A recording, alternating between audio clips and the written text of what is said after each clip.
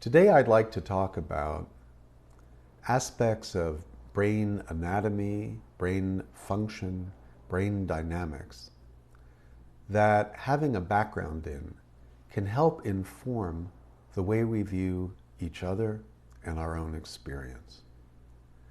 And this information typically is not conveyed to students who are not professionally studying detailed neuroscientific work.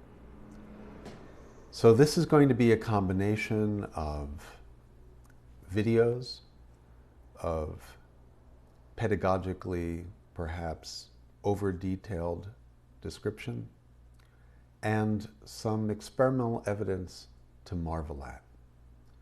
And my main intent is this last point, to marvel.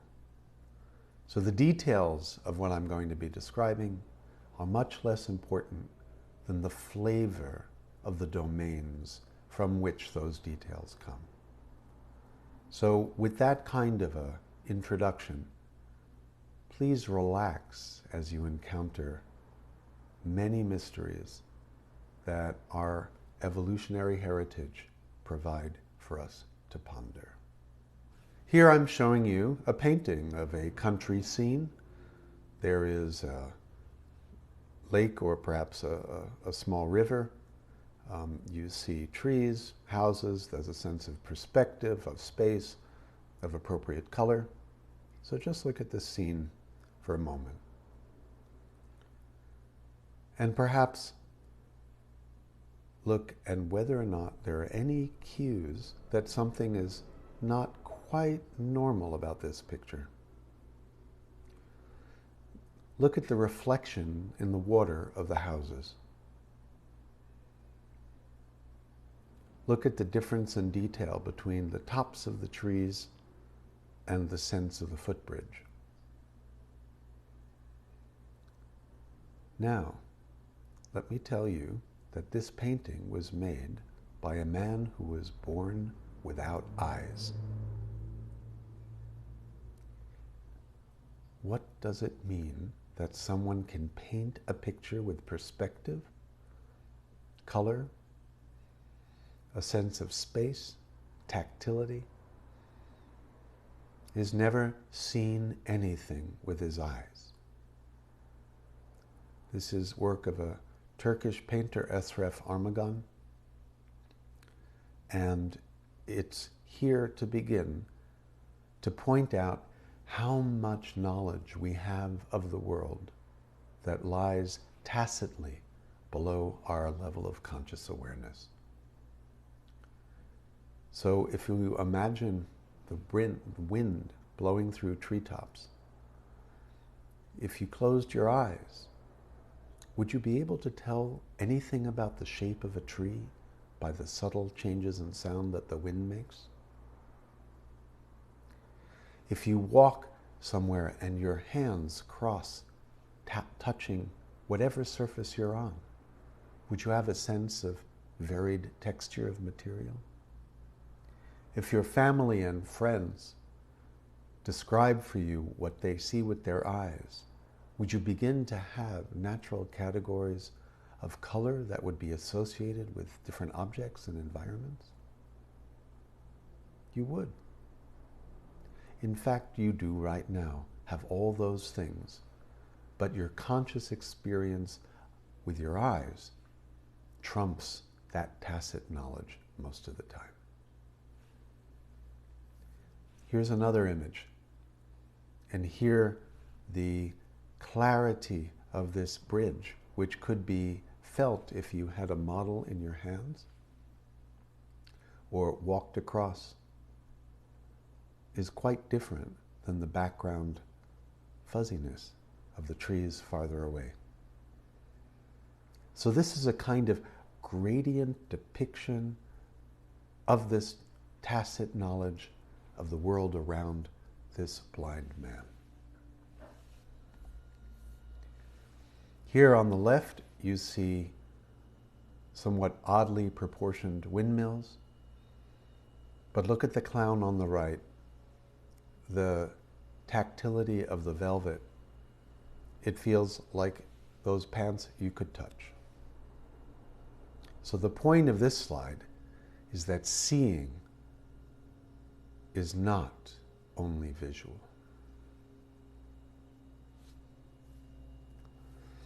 I want to talk a bit about this term Umwelt.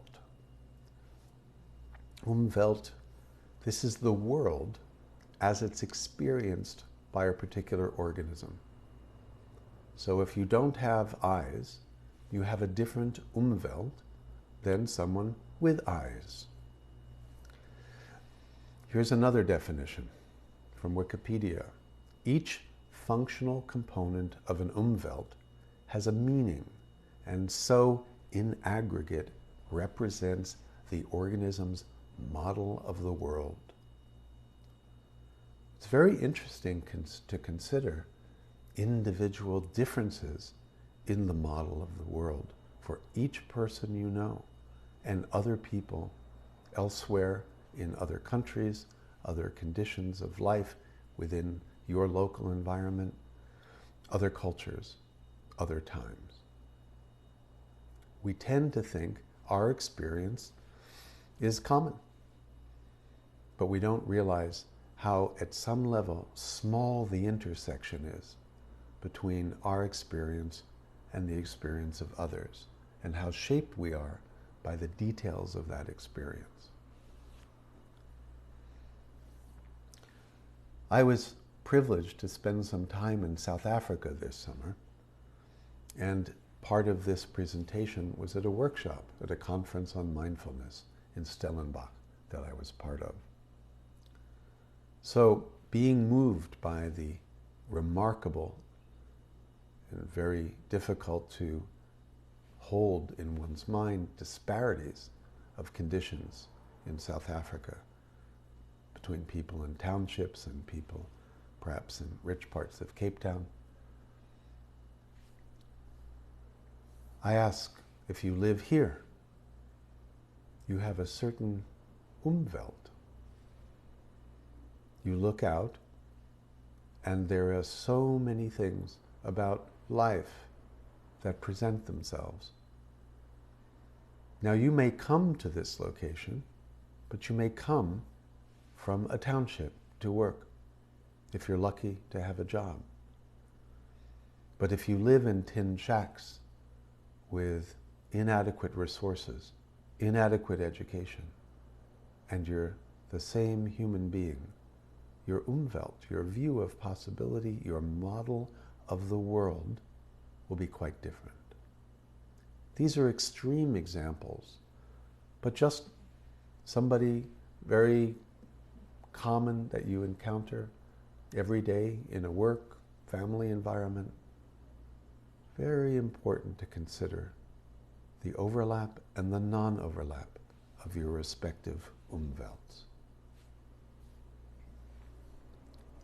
So that's one introductory framing of just how much tacit knowledge, grown of our deep experience of the world, we carry and bring forward to any circumstance.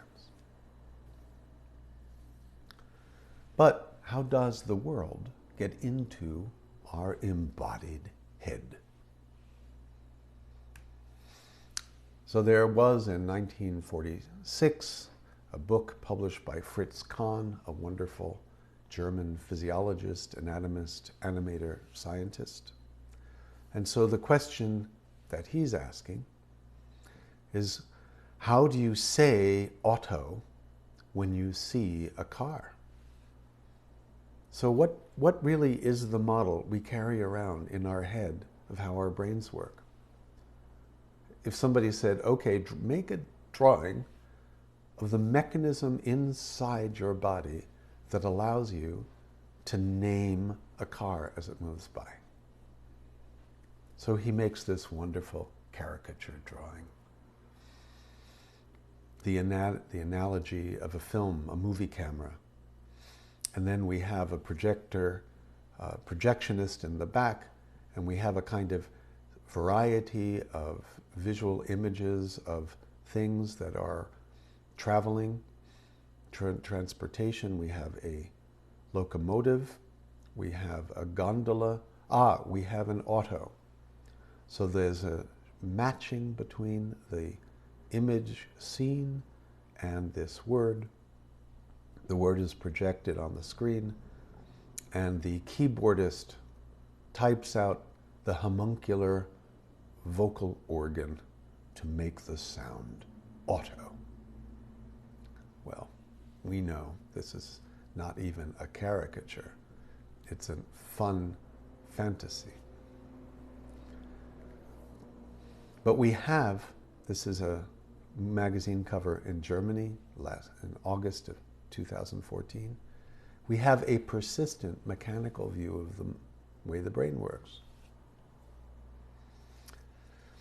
Most of us have seen drawings like this, a schematic drawing, not even really a schematic, just a cartoon of an average-looking brain with rough assignment of functions to different areas. So just look at this for a moment, and I'm going to ask you to look at this same picture again when we've moved through more material, and you'll see whether or not you have a felt sense of difference between looking at this now and looking at it later. Does knowing a little bit about the fact that the primary visual cortex is in the back of the head really tell you how you see? It is useful so that if you had damage to that area of your brain, you might well be able to understand in global terms that damage to different areas results in different kinds of deficits. But that doesn't explain how we see. So we're going to show a movie now. It's a few minutes long from the Allen Brain Institute called Zooming In on the Human Brain.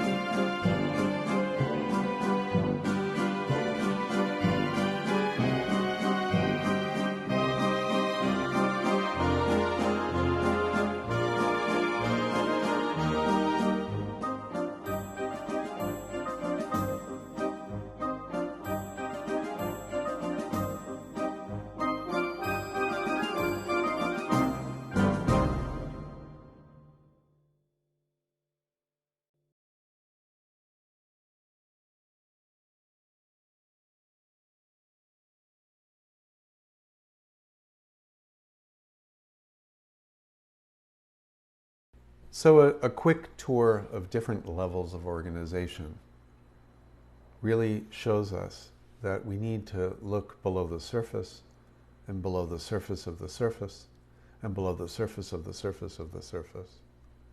And without going all the way down, because we know it's turtles, we really need to develop an appreciation of the ability to move among levels and to understand activity at any one level. Some knowledge of what's going on at the proximal levels above and below it is often required. So in terms of this remarkable biological structure, it has dynamic activity. You saw in the animation of single neurons, illustrations of nerve impulses. Of course, this was all done so it was easy to see, not at the actual mass aggregate action that would be the tangle if you actually were to look inside like that at a real brain. But we can begin to look at the dynamics of real brains doing tasks that we can relate to. For patients with epilepsy awaiting surgery, often there are a grid of electrodes placed on the surface of their brain under their skull to be able to record directly from the surface of the cortex.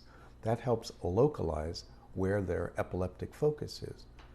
Because each area of the brain is sufficiently precious, we don't want to remove anything that could disturb profoundly critical functions like speech or sensory functions like hearing or vision. It's very important to be as economical as possible and excise the pathological tissue that sparks epileptic seizure with minimal disturbance of surrounding tissue. But having electrodes implanted affords neuroscientists a remarkable experimental opportunity to look at the brain in high time resolution, pretty good spatial resolution, real-time activity. So I'm going to show you another movie, and this movie is about a task which we could all do. I give you a noun, say ball, and I ask you to generate a verb, say throw or kick. So this was going to be the next movie. And this is actually using electrodes. Every dot here represents an electrode on the brain. We can use these electrodes to actually map activity flow across different brain areas. So you'll see the person right here is hearing a word at 172 milliseconds after the word comes on. This is like what you're going to do, right? Yep, exactly. My cursor's not working. Right here, red represents a lot of activity. Right in the speech comprehension area.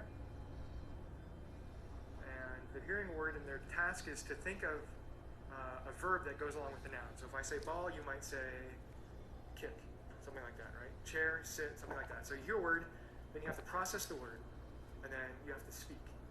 And so you see activity early on. Now here they're processing, the front part of the brain is thinking about a verb that goes along with it. Now they're just about to respond, and now you'll see all these electrodes in the middle part of the brain here turning This red. is milliseconds. As the person is making the, sending out the motor command to make the mouth move. And then you actually see the same brain areas in the back activate again, because the person is hearing themselves speak the word that they just said, right? So we can actually track information flow across the brain. So even in this very rough example from looking at brain activity in just a small region, you can see that we can spatially segregate to some degree different cognitive and perceptual functions, all that happens within less than a second. It's important to remember that what you just looked at, the time scale, the little clock at the top of the movie was moving in thousandths of a second. In fact, if we present pictures to you and we ask you to categorize cars from flowers, within 1/10 of a second, by about 120 milliseconds, we can distinguish brain activity in your frontal cortex that is separable by category of perception. That's very fast, you know? tenth of a second.